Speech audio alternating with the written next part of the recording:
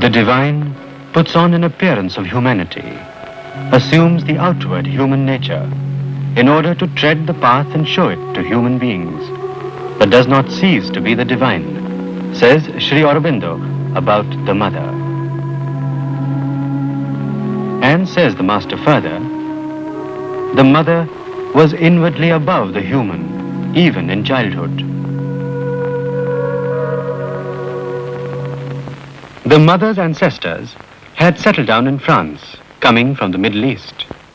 But such accounts of background would hardly explain her personality. As she said later, I belong to no nation, no civilization, no society, no race, but to the divine. I give obedience to no master, no ruler, no law, no social convention, but to the divine. Extraordinary in consciousness, she was often in a yogic pose at the age of 4. In the woods of Fontainebleau, amid trees 2,000 years old, she used to pass into trances. Between the age 11 and 13, a series of psychic and spiritual experiences revealed to her not only the existence of God, but man's possibility of uniting with Him, of realizing Him integrally, of manifesting Him upon earth.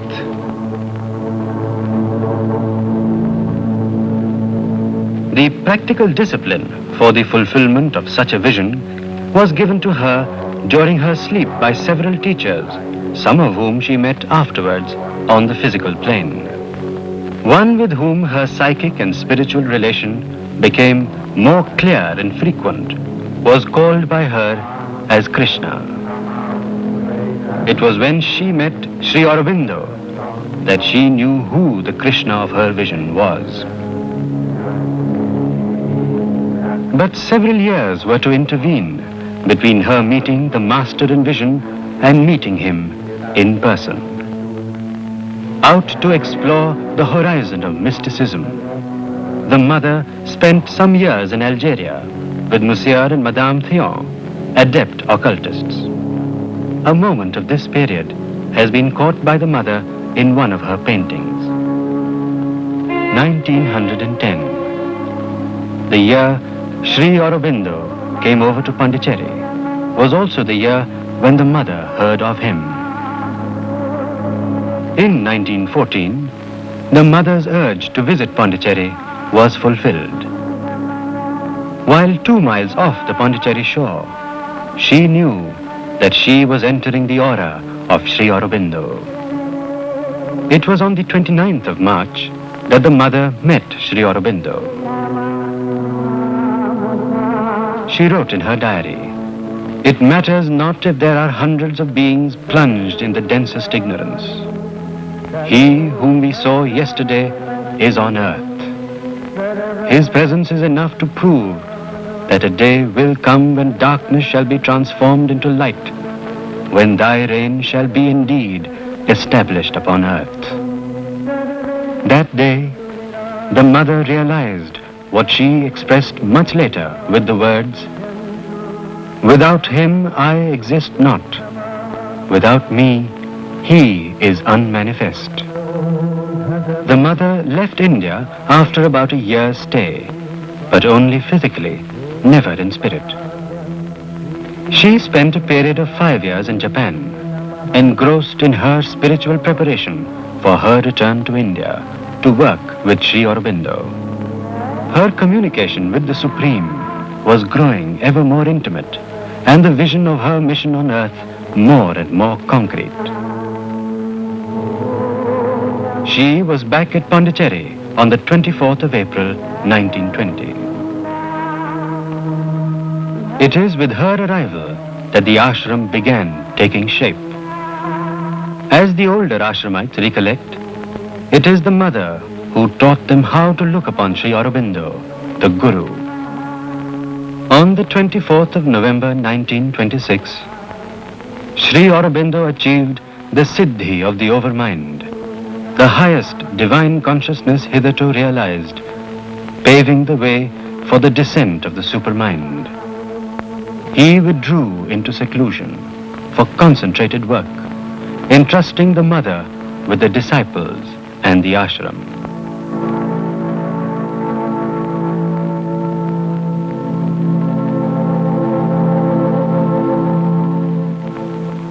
Around the mother gathered children from everywhere. No aspect of the ashram was deprived of her loving touch.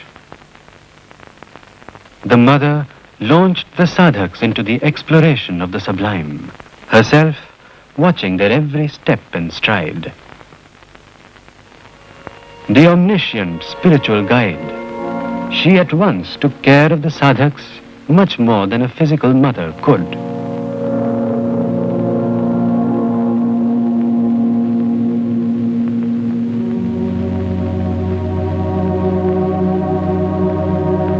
The day in the ashram began with the mother's darshan.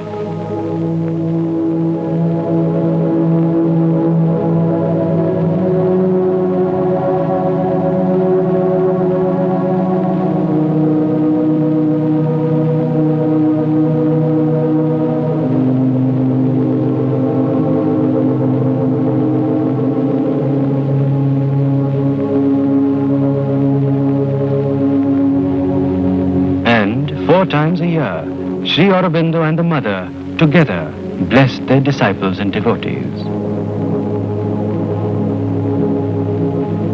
On the 5th of December 1950, Sri Aurobindo gave up his body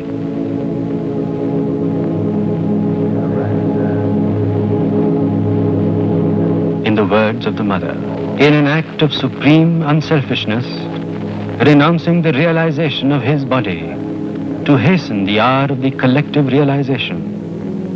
Surely, if the earth were more responsive, this would not have been necessary.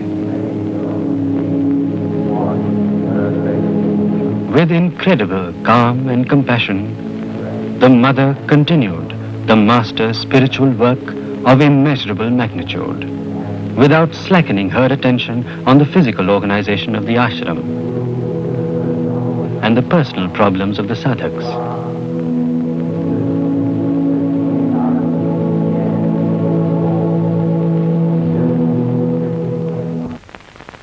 Sri Aurobindo's yoga intends to transform man. The body is the base of the being, and hence the mother's emphasis on the proper physical culture.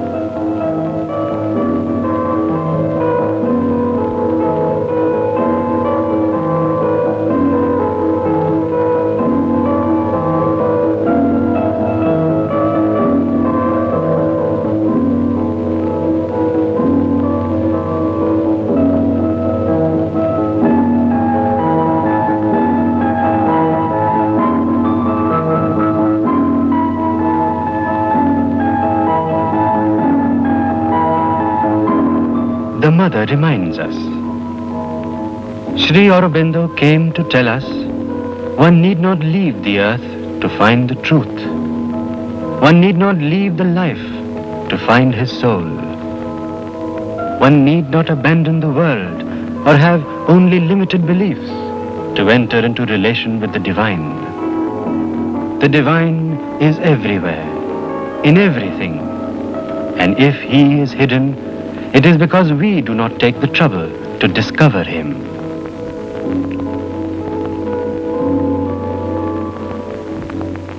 The mother's was a many-splendored life. An accomplished artist, her works remained scattered in several countries. Once, when a disciple insisted that such masterpieces should not be allowed to be lost to time, the mother tenderly disarmed him by whispering, "You know, we live in eternity."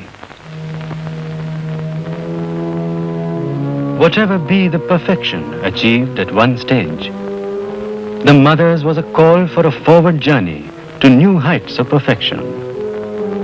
She welcomed the new year with her music and message, wishing her children ever new adventures in consciousness.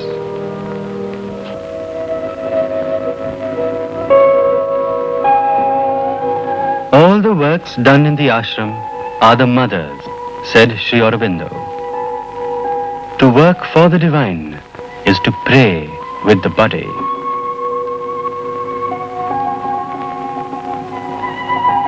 The mother says, all work must be play, but a divine play, played for the divine, with the divine.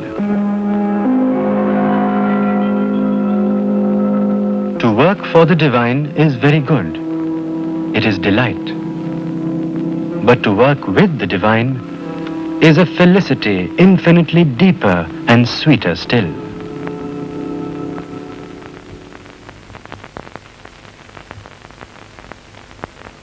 A great siddhi in the yoga of Sri Aurobindo came on the 29th of February 1956, when the supramental power manifested itself in the subtle physical atmosphere. Its impact on human life remains a matter of time. More and more people came to her, but she had time and patience for all. Her will was puissant on their nature's acts. Her heart's inexhaustible sweetness lured their hearts. A being they loved whose bounds exceeded theirs. Her measure they could not reach, but bore her touch, answering with the flower's answer to the sun. They gave themselves to her and asked no more. Some turned to her against their nature's bent, divided between wonder and revolt, drawn by her charm and mastered by her will, possessed by her striving to possess, impatient subjects, their tied, longing hearts, hugging the bonds close of which they most complained, murmured at a yoke they would have wept to lose, the splendid yoke of her beauty and her love. Others pursued her with life's blind desires, and claiming all of her as their lonely own, hastened to engross her sweetness meant for all. Although she leaned down to their littleness, covering their lives with her strong, passionate hands, and knew by sympathy their needs and wants, and dived in the shallow wave depths of their lives, and met and shared their heartbeats of grief and joy, and bent to heal their sorrow and their pride, lavishing the might that was hers on her lone peak, to lift to it their aspirations' cry. And though she drew their souls into her vast, and surrounded with the silence of her deeps, and held as the great mother holds her own, only her earthly surface bore their charge, and mixed its fire with their mortality. Her greater self lived sole, unclaimed, within.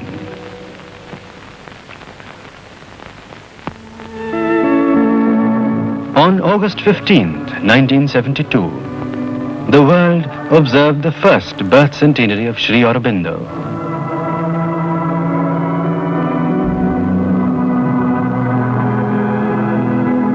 One step more towards eternity was the mother's message.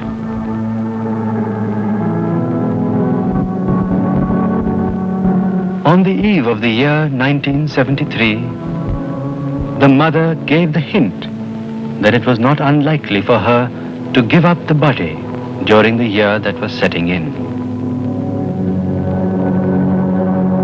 The devotees had their last collective darshan of the mother on August 15th, 1973.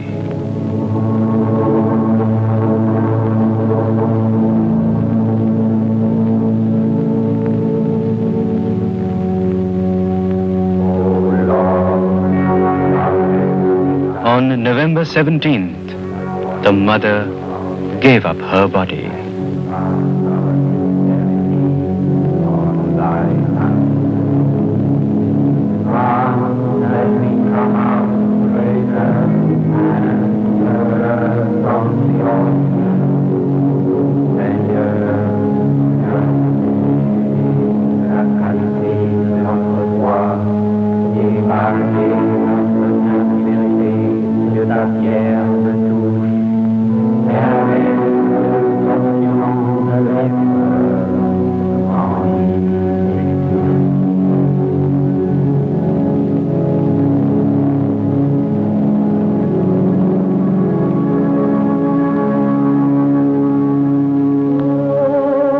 sweet mother. Your physical body belonged to the old creation because you wanted to be one with your children. You wanted this body to uphold the new body you were building upon it, and it gave you the service you asked of it. You will come with your new body. Your children's, the world's call and aspiration, love and consecration are laid at your feet in gratitude.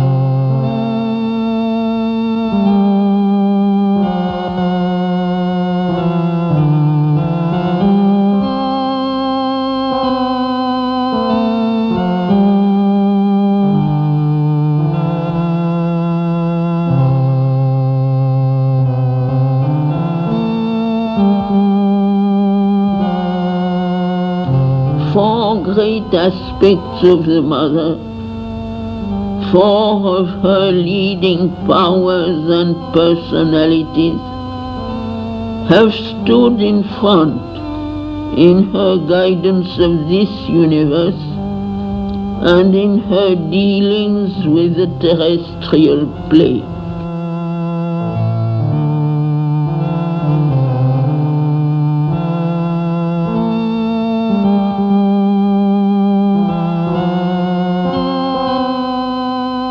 To the four, we give the four great names: Maheshwari, Mahakali, Mahalakshmi, Mahasaraswati.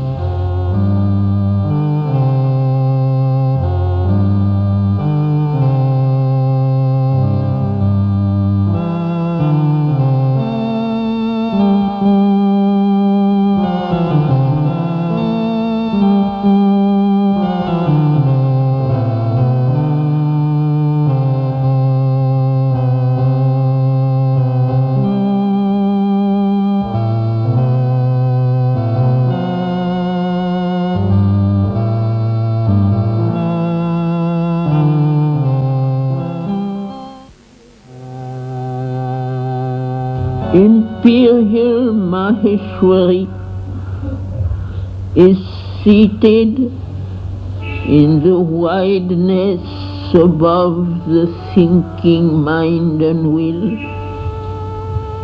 and sublimates and greatens them into wisdom and largeness, or floods with a splendor beyond them.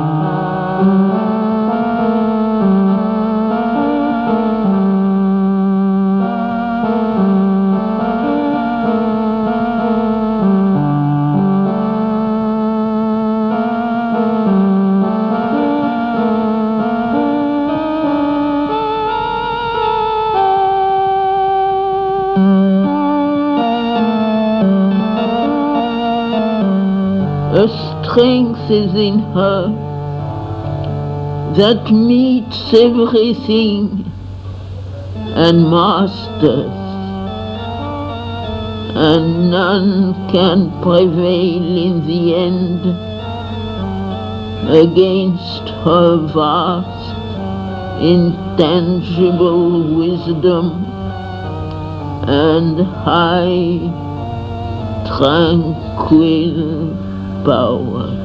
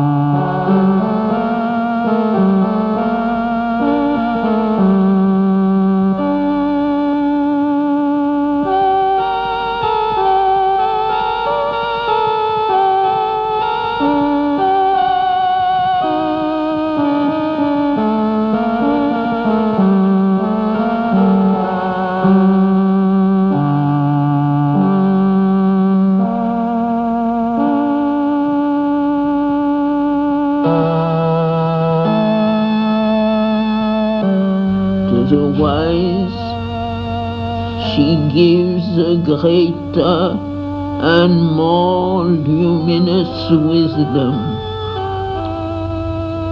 Those that have vision, she admits to her counsel.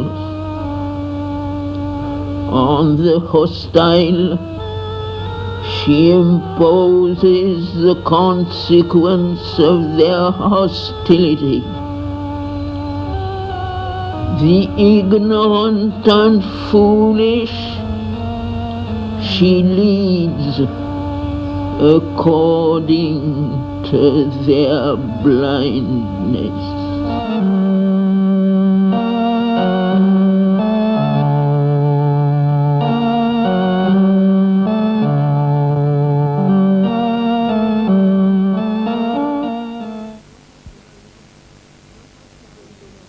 Mahakali is of another nature, not wideness but height, not wisdom but force and strength are her peculiar power.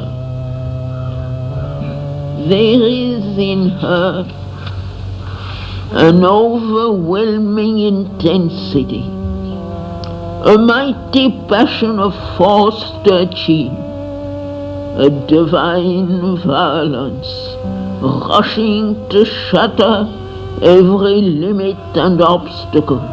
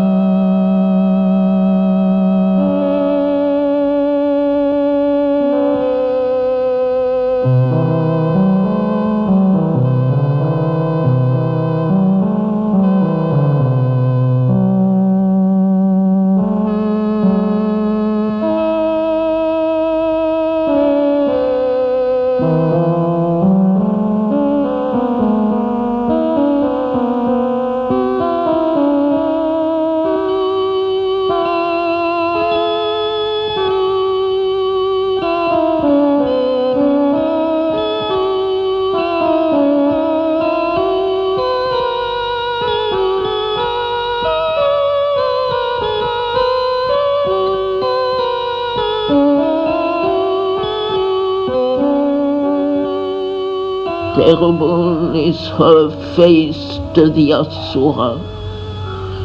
Dangerous and restless her mood against the haters of the divine.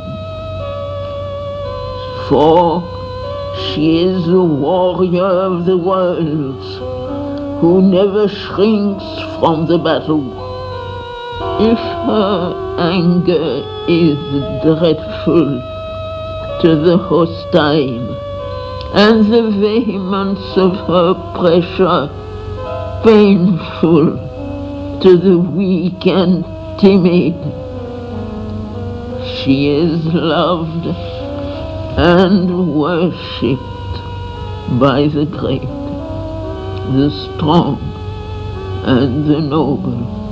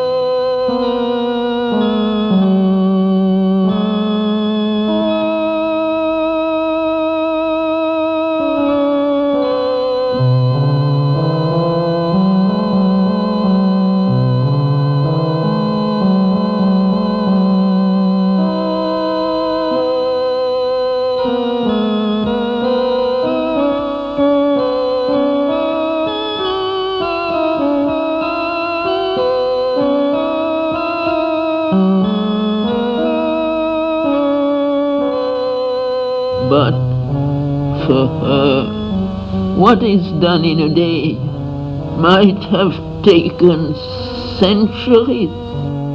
Therefore, with her is the victorious force of the divine, and it is by grace of her fire and passion and speed if the great achievement can be done now rather than hereafter.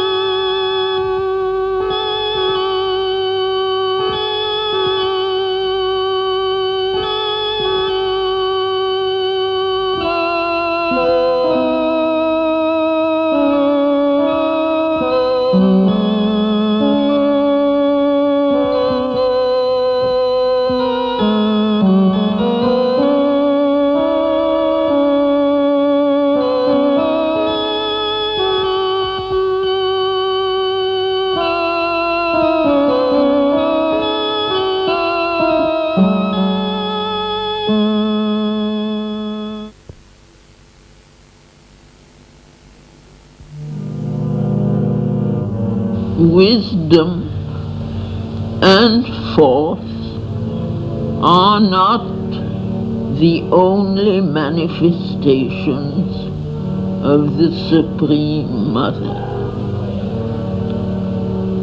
There is a subtler mystery of her nature, and without it, wisdom and force would be incomplete things, and without it, perfection would not be perfect.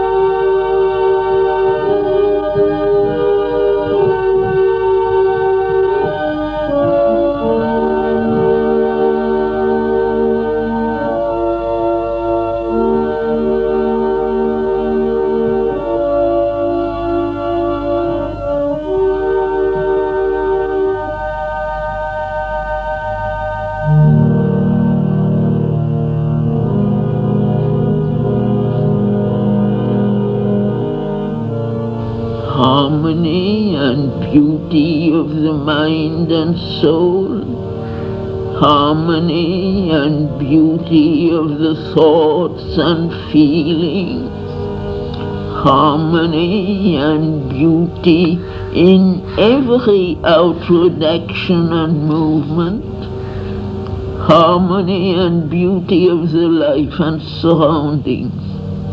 This is the demand of Mahalakshmi. Where love and beauty are not, or are reluctant to be born, she does not come.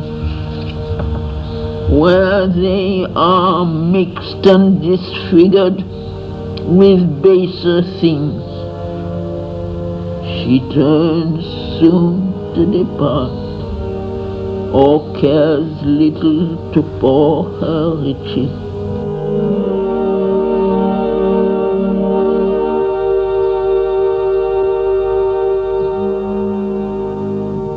Admitted to the heart, she lifts wisdom to pinnacles of wonder and reveals to it the mystic secrets of the ecstasy that surpasses all knowledge.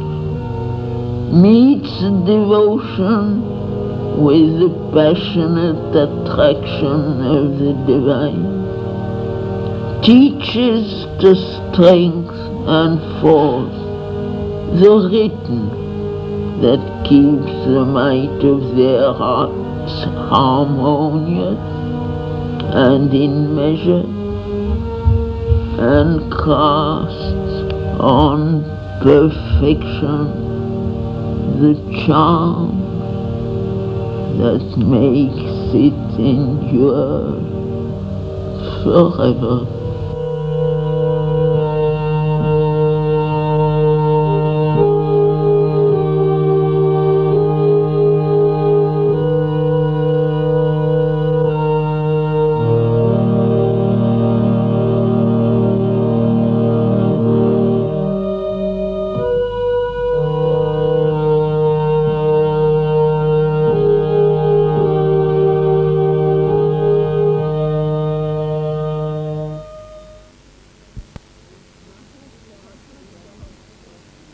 Mahasaraswati is the mother's power of work and her spirit of perfection and order.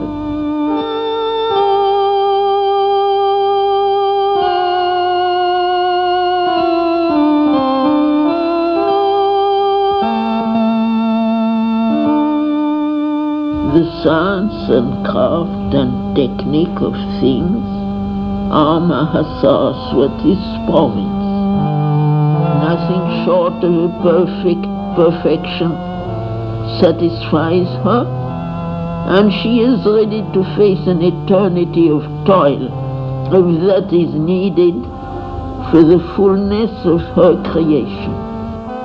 A mother at our wants, a friend in our difficulties, a persistent and tranquil counselor and mentor, chasing away with her radiant smile the clouds of gloom and fretfulness and depression, reminding always of the ever-present help, pointing to the eternal sunshine. She is firm, quiet, and persevering in the deep and continuous urge that drives us towards the integrality of the higher nature.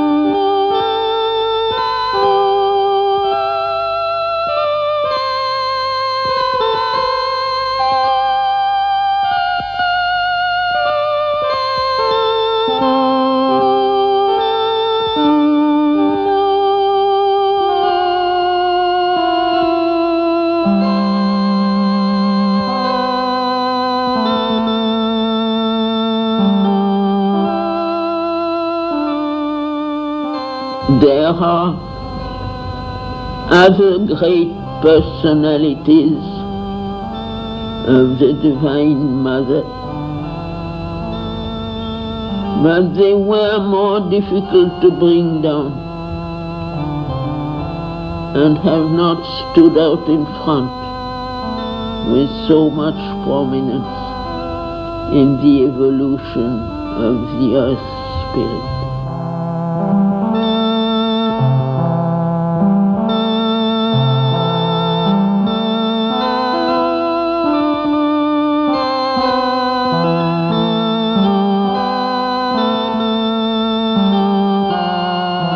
Only when the four have founded their harmony and freedom of movement in the transformed mind and life and body can those other rarer powers manifest in the earth movement and the supramental action become possible.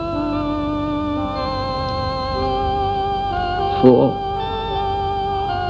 when her personalities are all gathered in her and manifested, and their separate working has been turned into a harmonious unity, and they rise in her to their supramental Godhead, then is the Mother revealed as the supramental Mahashakti and brings pouring down her luminous transcendences from their ineffable ether.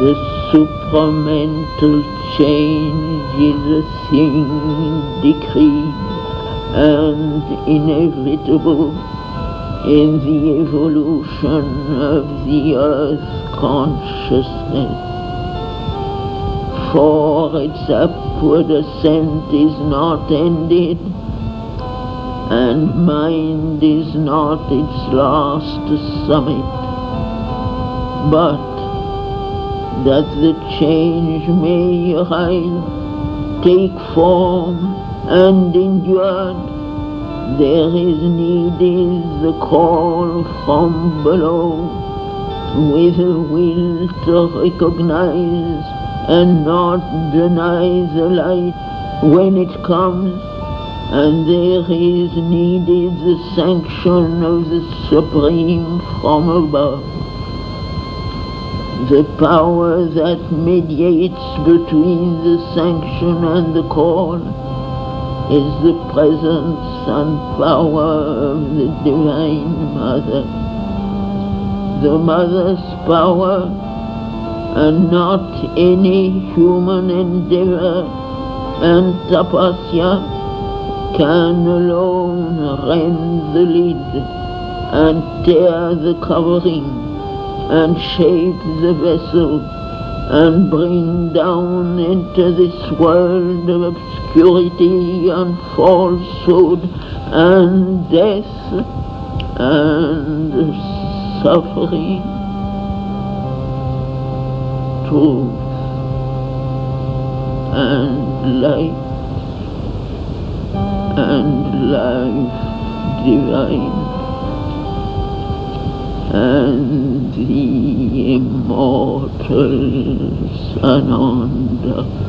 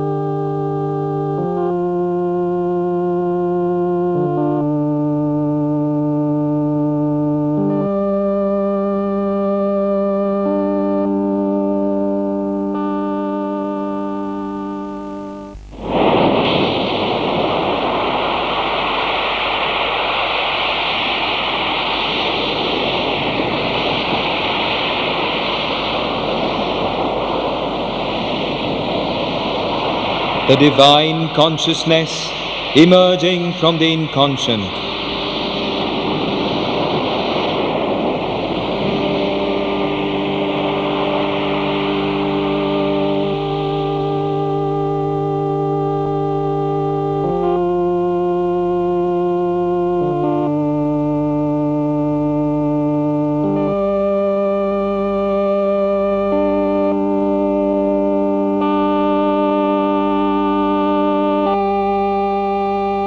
It matters little that there are thousands of beings plunged in the densest ignorance. He whom we saw yesterday is on earth. His presence is enough to prove that a day will come when darkness shall be transformed into light, and thy reign shall be indeed established upon earth.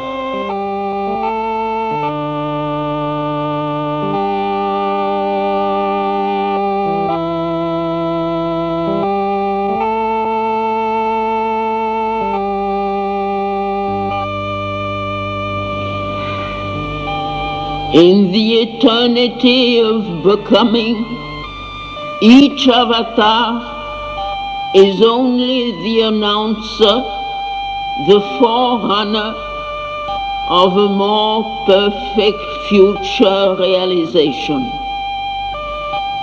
And yet, men have always the tendency to defy the avatar of the past in opposition to the avatar of the future.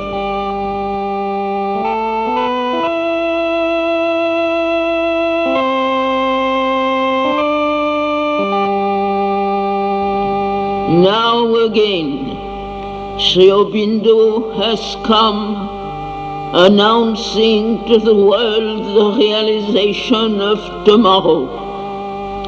And again, his message meets with the same opposition as of all those who preceded him.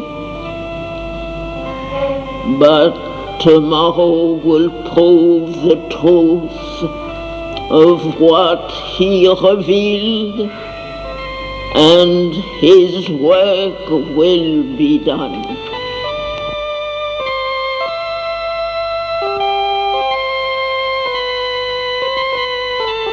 Since the beginning of earth history, Sri Aurobindo has always presided over the great earthly transformations under one form or another, one name or another.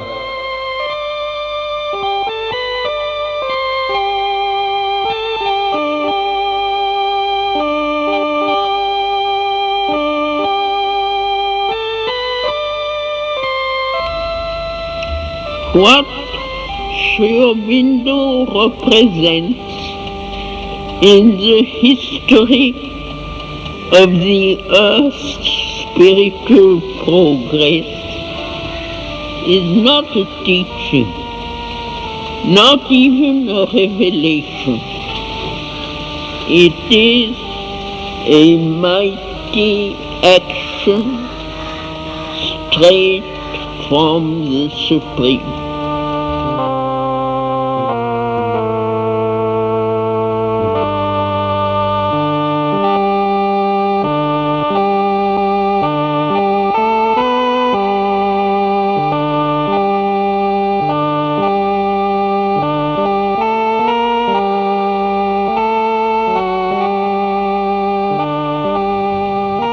One day, and all the half-deed is done. One day, and all the unborn begun. A little path and the great goal. A touch that brings the divine whole. Hill after hill was climbed, and now, behold, the last tremendous brow, and the great rock that none has trod. A step, and all is sky and God.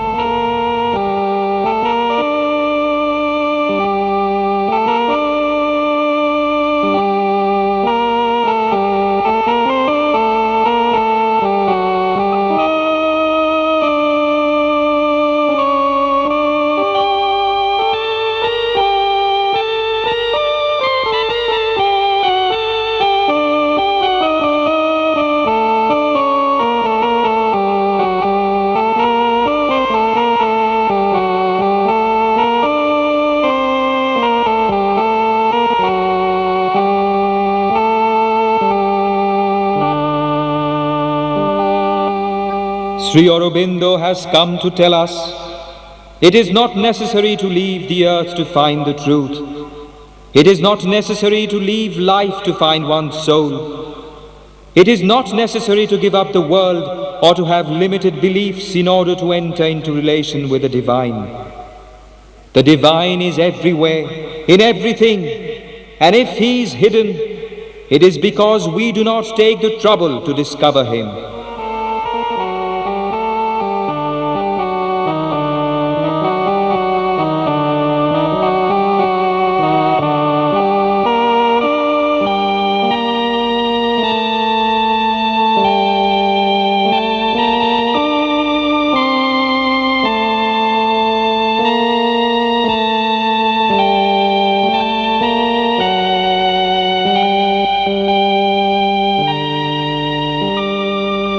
Sri Aurobindo is an emanation of the Supreme, who came on earth to announce the manifestation of a new race and a new world, the supramental.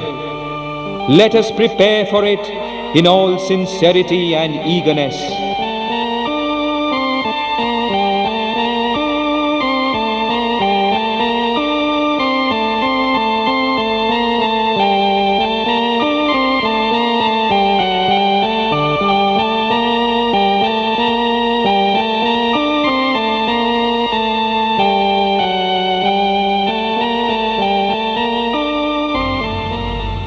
The indispensable basis of our yoga is sincerity, honesty, unselfishness, disinterested consecration to the work to be done, nobility of character, and straightforwardness. They who do not practice these elementary virtues are not Sri Aurobindo's disciples and have no place in the ashram.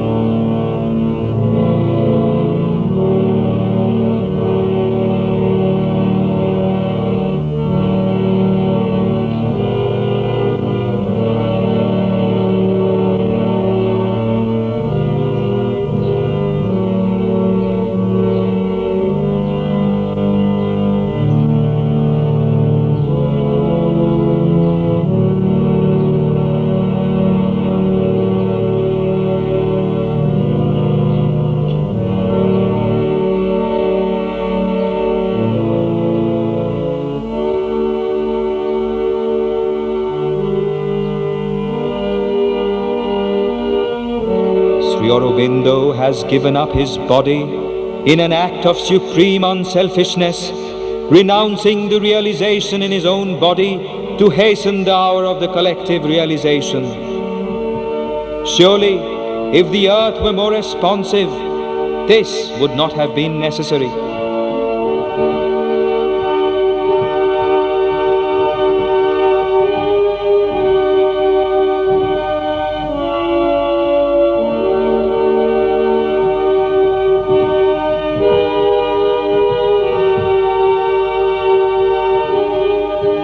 We must not be bewildered by appearances.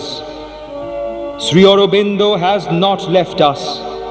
Sri Aurobindo is here, as living and as present as ever.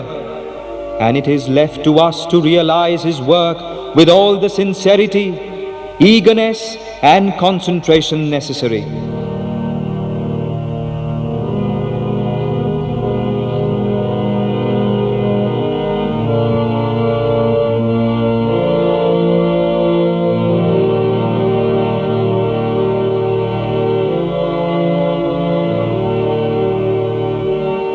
Sri Aurobindo gave his life so that we may be born into the divine consciousness.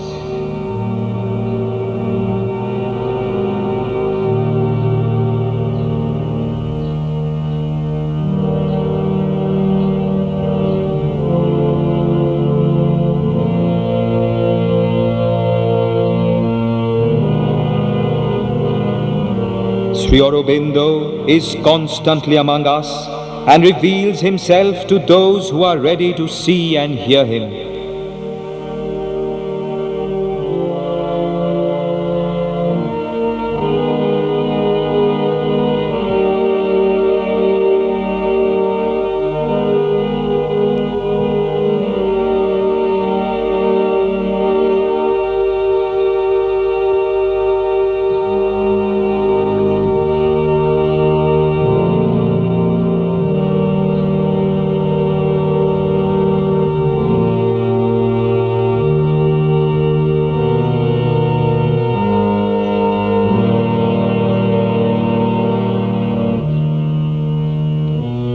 To thee who has been the material envelope of our Master, to thee our infinite gratitude.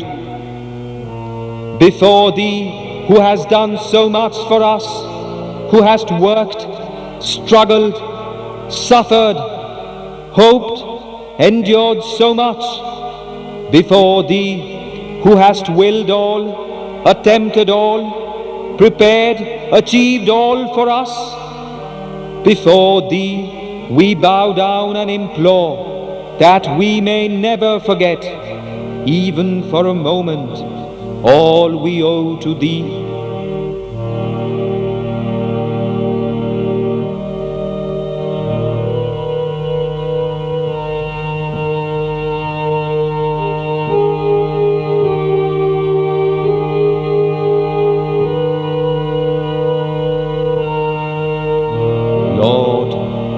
We are upon earth to accomplish thy work of transformation.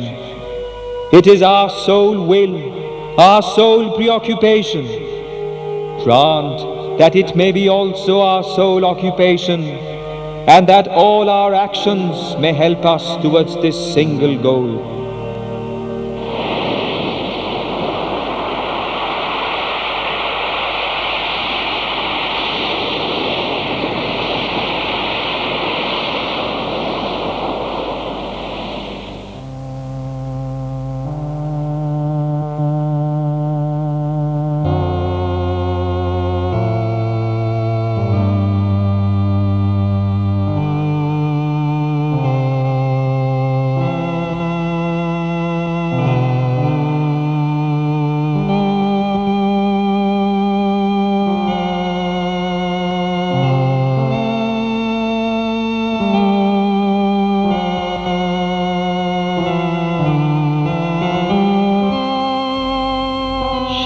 Aurobindo always loved deeply his motherland,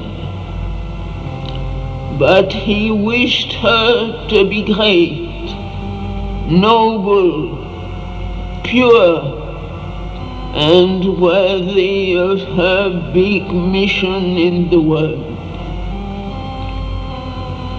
He refused to let her sink to the sordid and vulgar level of blind self-interests and ignorant prejudices. This is why, in full conformity to his will,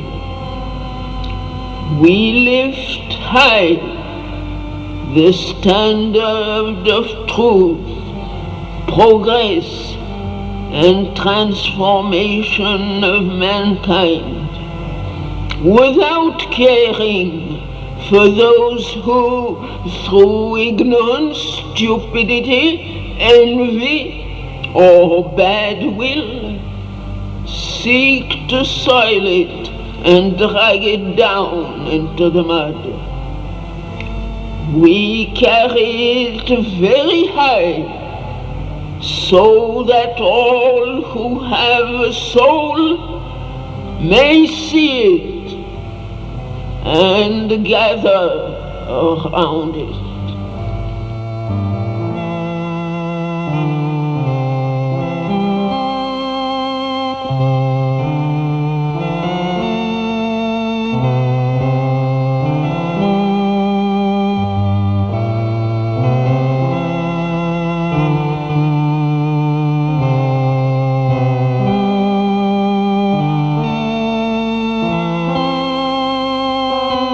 Aurobindo belongs to the future. He is the messenger of the future. He still shows us the way to follow in order to hasten the realization of a glorious future fashioned by the divine will. All those who want to collaborate for the progress of humanity and for India's luminous destiny must unite in a clairvoyant aspiration and in an illumined work.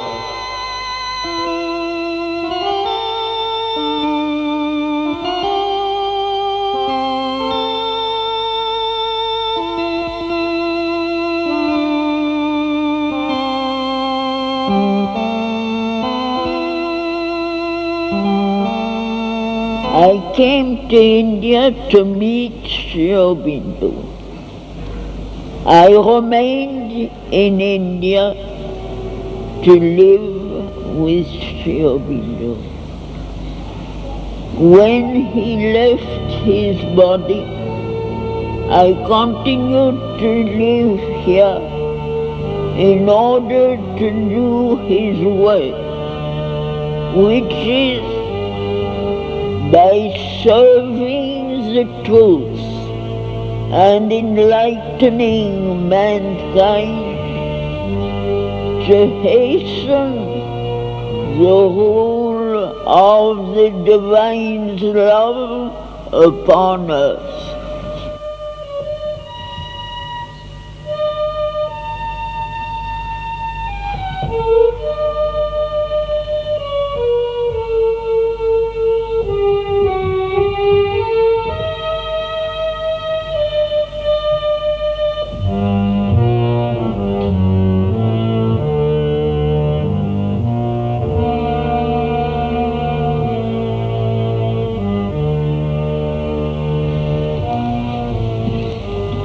Even in rags, I am a god. Fallen, I am divine. High I triumph when downtrodden. Long I live when slain.